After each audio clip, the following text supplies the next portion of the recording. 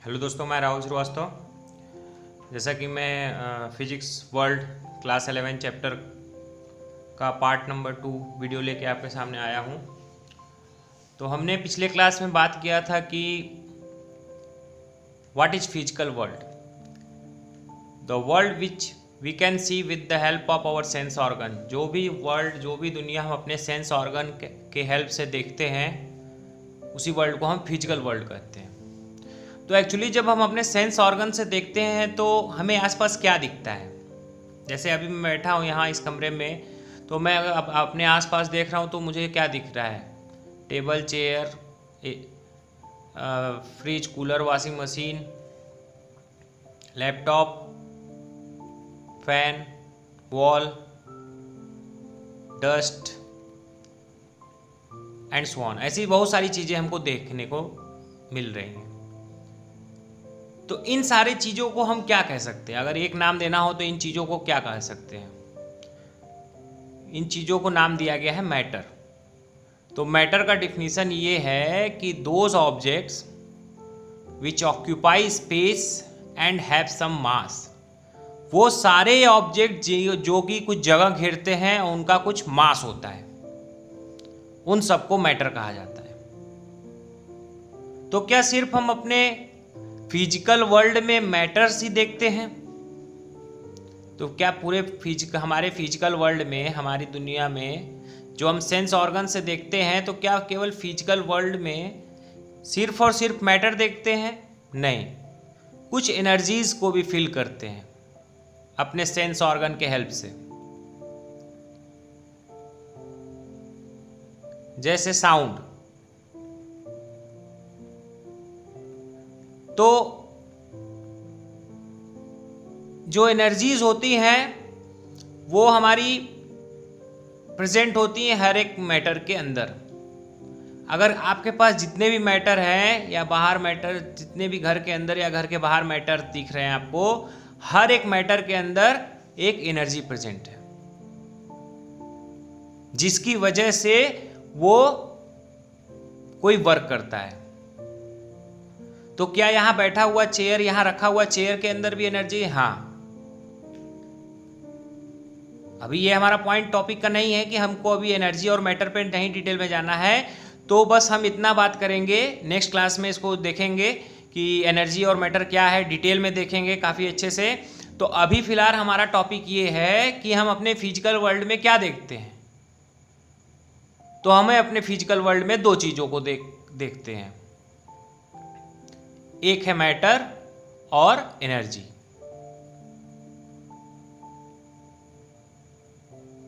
तो हमारा आज का टॉपिक है व्हाट इज साइंस।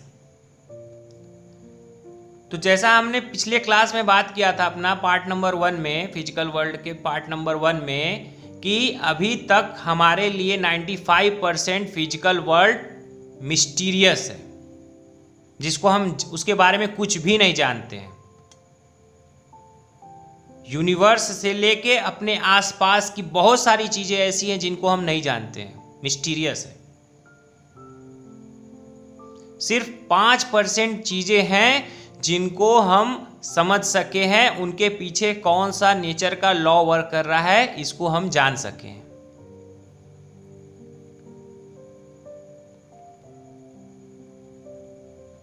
अभी यूनिवर्स तो हमारे लिए एक पहेली है, जैसा कि पिछले क्लास में हमने बात किया था। सिर्फ 4 to 5% चीजों को हम समझ सके। तो अगर साइंस का डिफिनीशन बताना है तो क्या कह सकते हैं? The study of 95% of mysterious world, 95%, and the knowledge of 5% known world.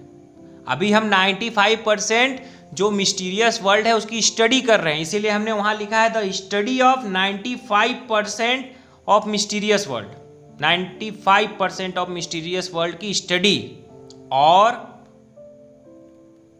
जो 5% नॉलेजेबल वर्ल्ड है, नॉलेज जिसके बारे में नोन वर्ल्ड है, जो जिसको हम जानते हैं, जो हमारे लिए नोन है, जिसकी चीज़ें को हम समझ रहे हैं कि कोई चीज़ हो रहा है तो क्यों हो रहा है, उसके समझ चुके हैं हम। जैसे कोई ऑब्जेक्ट नीचे गिर रहा है तो इसके बारे में हम जान चुके हैं कि इस रीजन के ग्रेविटेशन के वजह से नीचे गिर रहा है।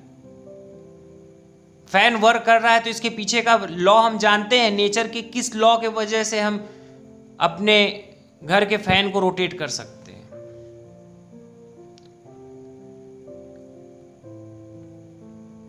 तो अभी 95% चीजों पे हम स्टडी कर रहे हैं और नॉलेज हमको है 5% चीजों का, अपने नोन वर्ल्ड का, जो हमारे वर्ल्ड जिसको हम जानते हैं, एंड देयर लॉज, और उनके नियम, on the basis of fact, observation and experiment, FOE। कभी भी हम किसी चीज की स्टडी करते हैं साइंस में तो वो हम फैक्ट, ऑब्जर्वेशन और एक्सपेरिमेंट के बेसिस पे करते हैं। अगर हम इन मेथड्स का यूज नहीं कर रहे हैं तो साइंस उसको अंधविश्वास कहता है। जैसे साइंस गॉड को नहीं मानता है क्योंकि उसके पीछे कोई ना फैक्ट है, ना कोई ऑब्जर्वेशन है, ना कोई एक्सपेरिमेंट है। तो जब भी हमको साइंस की बात करनी है तो फैक्ट, ऑब्जर्वेशन और एक्सपेरिमेंट की बात करनी है। तो साइंस का डिफिनीशन देख लें, the study of 95% of mysterious world and the knowledge of 5% of known world and their laws on the basis of facts, observation and experiment is called science। 95% mysterious world की study और 5% known world, मतलब जिस world को हम जानते हैं उसका ज्ञान, और उनके पीछे के लॉज, जो 5% जानते हैं उनके पीछे कौन से लॉज वर्क कर रहे हैं और वो किस बेसिस पे, किस फैक्ट पे वर्क कर रहे हैं, क्या ऑब्जर्वेशन हमने किया है, क्या एक्सपेरिमेंट किया है, उस नॉलेज को हम बोलते हैं साइंस। ठीक है। जैसे ये हमारा अर्थ है, ये हमारा सेलेस्टियल बॉडीज हैं और ये सेलेस्टियल गैलेक्सी, यहाँ पे मिलियंस ऑफ गैलेक्सी हमारे हैं। मिलियंस ऑफ गैलेक्सी के बाद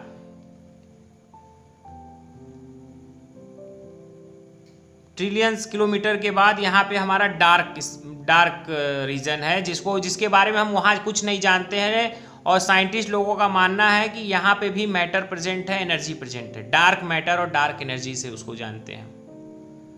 तो आगे क्लासेस में डार्क मैटर, डार्क एनर्जी भी समझेंगे क्या है। तो मिस्टीरियस वर्ल्ड केवल यही नहीं है ब्लैक वाला। मिस्टीरियस वर्ल्ड हमारे अर्थ, हमारे आसपास भी बहुत सी ऐसी चीज़ें हो रही हैं जो कि मिस्टीरियस है, जो कि उन 95% चीज़ों में आती है। तो 95% मिस्टीरियस वर्ल्ड की स्टडी, 5% नोन वर्ल्ड का नॉलेज और उस नॉलेज के पीछे के लॉज की study on the basis of fact, observation and experiment, FOE is called science. और ये जो वर्ड है साइंस, ये एक लैटिन वर्ड से डिराइव्ड हुआ है जिसका इंग्लिश मीनिंग है सिएंटिया। सिएंटिया का ये एक लैटिन वर्ड है जिसका इंग्लिश मीनिंग है नॉलेज। सिएंटिया का एक लैटिन वर्ड है जिसका इंग्लिश मीनिंग है नॉलेज, मतलब ज्ञान। और इसका हिंदी मतलब है विज्ञान और उर्दू मतलब है इल्म। तो अपने फिजिकल वर्ल्ड के अगर शॉर्ट अगर इसका डिफिनीशन समझा जाए तो knowledge of physical world on the basis of fact, observation and experiment is called science. हमारे फिजिकल वर्ल्ड का जो हमको ज्ञान है किससे हुआ है? इन तीनों चीज करने के बाद फैक्ट, ऑब्जर्वेशन और एक्सपेरिमेंट, उसी को हम साइंस कहते हैं। आइए नेक्स्ट स्लाइड पर चलते हैं। जैसा कि आप देख सकते हैं नेक्स्ट स्लाइड में हमको क्लासिफिकेशन ऑफ साइंस देखना है। तो बेसिकली साइंस को 3 पार्ट्स में क्लासिफाई किया गया है। पहला पार्ट अर्थ साइंस, दूसरा फिजिकल साइंस, तीसरा लाइफ साइंस। अर्थ साइंस में हम अर्थ सरफेस, अर्थ के सरफेस किन किन चीजों से, क्या इसका कंपोजिशन है पीछे, इस अर्थ के स्ट्रक्चर के बारे में, ओशियन के बारे में, अर्थ के एटमॉस्फेयर के बारे में, एक लिविंग ऑर्गेनिज्म एक नॉन लिविंग ऑर्गेनिज्म से कैसे इंटरेक्ट करता है उसके बारे में, और एटमॉस्फेयर के बाहर की दुनिया, यूनिवर्स के बारे में स्टडी करते हैं अर्थ साइंस में। तो जब हम अपने अर्थ का स्ट्रक्चर का स्टडी करते हैं, रॉक का स्टडी करते हैं, अपना कंपोजिशन ऑफ रॉक, कितने कितने टाइप्स के रॉक से अपना अर्थ का फॉर्मेशन हुआ है, और अर्थ कैसे फॉर्म, कैसे बना, क्या हुआ था उस समय, इसकी स्टडी करते हैं, तो उसको बोलते हैं जियोलॉजी साइंस। ठीक है। और साइंस कभी भी 3 चीजों पे स्टडी किया जाता है, फैक्ट, एक्सपेरिमेंट, ऑब्जर्वेशन, FOE। कोई भी साइंस हो, कोई साइंस का कोई भी ब्रांच हो। उसी तरह दूसरा पार्ट है, दूसरा इसका अर्थ साइंस का दूसरा पार्ट है ओशिनोग्राफी, जिसमें हम केवल ओशियन वर्ल्ड के बारे में स्टडी करते हैं, समुद्र की दुनिया के बारे में। उसी तरह अर्थ साइंस का तीसरा पार्ट है मेट्रोलॉजी। मेट्रोलॉजी में हम वर्ल्ड, एटमॉस्फेयर, वेदर, एटमॉस्फेयर और सीजन के बारे में स्टडी करते हैं। उसके बाद एनवायरमेंटल साइंस है।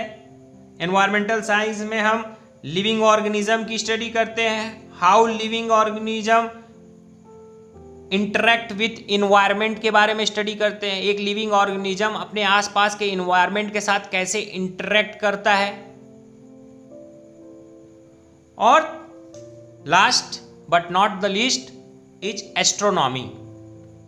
एस्ट्रोनॉमी में हम न अर्थ की स्टडी करते हैं, ना ओशियन की स्टडी करते हैं, ना अपने एटमॉस्फेयर की स्टडी करते हैं। हम एटमॉस्फेयर से ऊपर की चीजों की स्टडी करते हैं, जिसको हम बोलते हैं यूनिवर्स।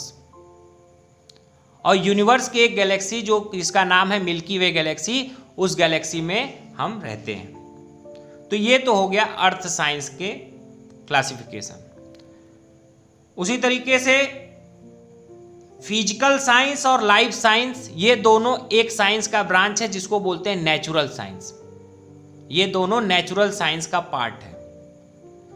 अगर हम इनऑर्गेनिक मैटर का, जिसमें लाइफ नहीं है, उन मैटर्स की स्टडी कर रहे हैं on the basis of fact, observation, experiment, तो उसको बोलेंगे physical science.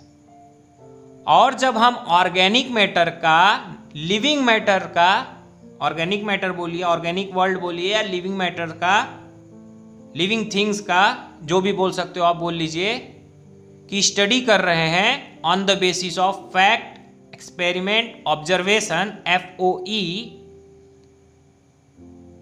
That is called life science. Life science में लिविंग थिंग्स की स्टडी करेंगे, और लिविंग थिंग्स हम जानते हैं एनिमल और प्लांट्स। ठीक। तो लाइफ साइंस को हम बायोलॉजी में देखेंगे, और बायोलॉजी के 2 सेक्शन किए गए हैं। अभी नेक्स्ट स्लाइड में उसको देखेंगे। और यहाँ पे देख सकते हैं हमारा एटमॉस्फेयर 1000 किलोमीटर के बाद ओवर हो जाता है। इसके बाद हमारा यूनिवर्स स्टार्ट होता है। ठीक है। अब हम देखेंगे फिजिकल साइंस के बारे में।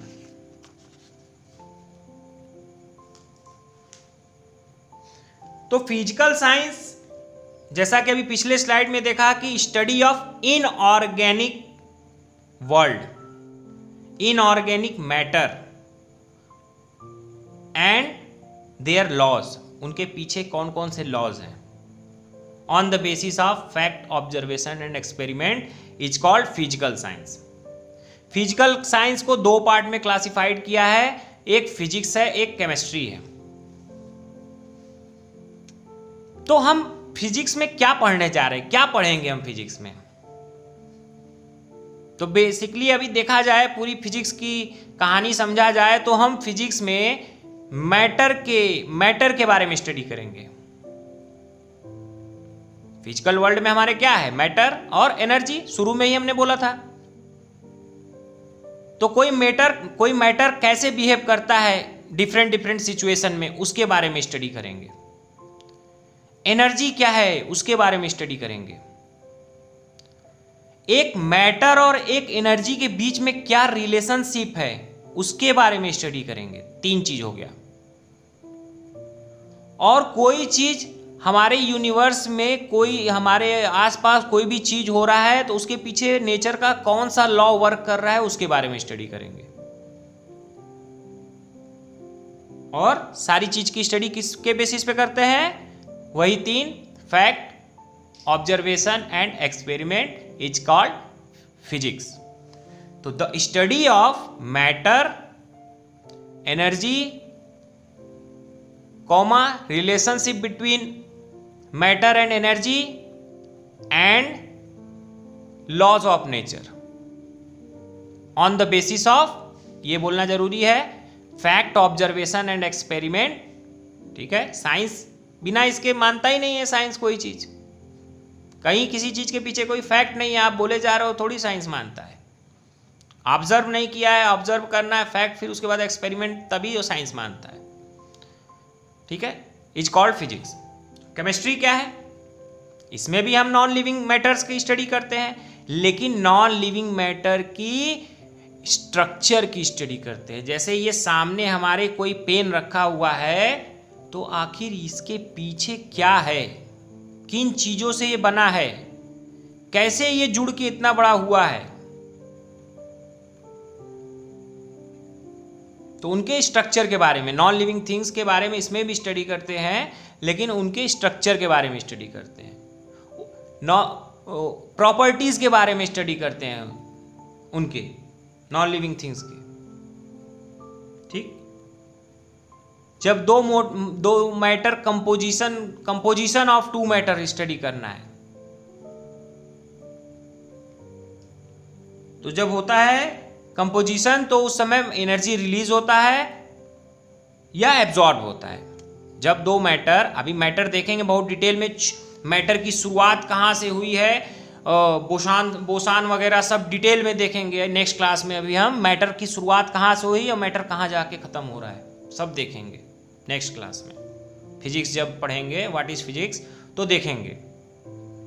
तो इसमें अभी इतना लोड नहीं लेना है। फिर लाइफ साइंस को तो अभी हमने देख के आया है। लाइफ साइंस का एक ब्रांच है बायोलॉजी। बायोलॉजी में हम के 2 सेक्शन है, जूलॉजी और बॉटनी। अगर हम स्टडी कर रहे हैं एनिमल्स की, दोनों लिविंग थिंग्स हैं। लाइफ साइंस लिविंग थिंग्स की स्टडी करता है on the basis of fact, observation and experiment. लेकिन हम study, if we are doing study of animal on the basis of fact, observation and experiment, that is called zoology.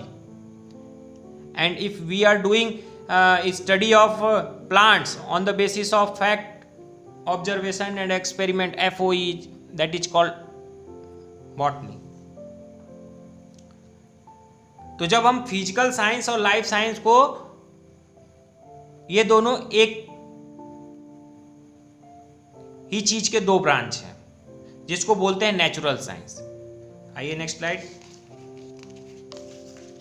जैसा कि हम यहां पे क्लासिफिकेशन ऑफ साइंस को हम tree method से और पिरामिड मेथड से समझ सकते हैं। तो साइंस को बेसिकली 2 पार्ट में डिवाइड किया है, earth science, natural science. Natural science को 2 पार्ट में डिवाइड किया है, फिजिकल साइंस, लाइफ साइंस। फाइली, PHY, फाइली, फिजिकल, LI, लाइफ, फाइली, physical science and life science. और फिजिकल साइंस अभी पीछे हमने देखा है फिजिक्स एंड केमिस्ट्री, और लाइफ साइंस अभी देखा है जूलॉजी एंड बॉटनी। तो मैथमेटिक्स, अगर आपको आपके पास क्या चल रहा है, आपके घर में किसी चीज को ऑब्जर्व करना है, देखना है, किसी फैन को खोल के देखना है, तो उसके पीछे पहले एक टूल चाहिए, तभी आप खोल सकते हो। एक एक पार्ट उसका अलग करके देख सकते हो, बिना टूल के नहीं काम चलेगा। ठीक उसी तरीके से अगर आपको फिजिक्स को समझना है, एक अच्छी अंडरस्टैंडिंग होनी चाहिए, अगर चाहते हैं आप फिजिक्स की, तो उसके पीछे मैथ, क्योंकि फिजिक्स एक तरह से मैथ है, मैथ से ही फिजिक्स को समझाया गया है। आगे जब हम देखेंगे सिंपल वे में सब कुछ, तो समझ में आएगा। तो मैथमेटिक्स फिजिक्स को डिराइव करता है, और फिजिक्स से केमिस्ट्री, केमिस्ट्री से बायोलॉजी समझ में आएगा, और बायोलॉजी अगर समझ में आता है तो हमको ह्यूमन साइंस समझ में आएगा। तो ये देखिए एक दूसरे पे इंटरडिपेंडेंट है। ह्यूमन साइंस जो है, जिसको ह्यूमन साइंस में क्या, बिहेवियर, हम ह्यूमन के बिहेवियर की स्टडी करते हैं। तो ह्यूमन के बिहेवियर की स्टडी अगर करनी है तो हमको बायोलॉजी की स्टडी करनी होगी, और बायोलॉजी की स्टडी जब करनी है तो हमको केमिस्ट्री की स्टडी करनी होगी। केमिस्ट्री अच्छे से समझना है तो उसके पीछे फिजिक्स समझना होगा, और फिजिक्स को समझना है तो मैथ समझना होगा। तो ये हमारा फिजिक्स को अच्छे से समझने के लिए एक मैथमेटिक्स उसका टूल है। तो आज की क्लास में हमने देखा कि फिजिक्स क्या है। तो फिजिक्स है the study of 95% mysterious world and the knowledge of 5% known world and their laws on the basis of fact, observation, experiment is called physics। उम्मीद करते हैं आपको फिजिक्स क्या है और फिजिक्स की ब्रांचेज कौन कौन सी हैं, माफ़ी चाहूँगा, साइंस क्या है और साइंस की ब्रांचेज कौन कौन सी हैं, समझ में आया होगा। अब हम नेक्स्ट क्लास में अपना फिजिकल वर्ल्ड का थर्ड टॉपिक देखेंगे, जो कि है व्हाट इज फिजिक्स और फिजिक्स की क्लासिफिकेशन। अब यहाँ से हमारा मेन टॉपिक चालू होता है, फिजिक्स क्या है और फिजिक्स की क्लासिफिकेशन क्या है, जिसमें हम मैटर को बहुत अच्छे से समझेंगे, डिटेल में समझेंगे, और एनर्जी के बारे में समझेंगे। और मैटर और एनर्जी के बीच में एक रिलेशन आइंस्टीन ने दिया था, E=mc²। तो एनर्जी और मास दो अलग चीज़ें नहीं हैं। जैसे एक सिक्का है, एक सिक्के के दो पहलू होते हैं, एक हेड होता है, एक टेल होता है, दोनों एक सिक्के के दो पहलू हैं। ठीक उसी तरीके से एनर्जी और मास है। एनर्जी को हम मास में कन्वर्ट कर सकते हैं, और किसी भी मास को, हमारा कोई मास है, जो भी हमारा वेट है, हम अपने आप को एनर्जी में कन्वर्ट कर सकते हैं। ये बताया था हमको आइंस्टीन ने। इस सदी का सबसे बेहतरीन चीज़ों में से एक चीज़ उन्होंने बताया था। तो उम्मीद करते हैं आपको आज का लेक्चर समझ में आया होगा। अगर थोड़ा सा भी समझ में आया तो उसके लिए धन्यवाद। बहुत बहुत गुड नाइट, बाय बाय।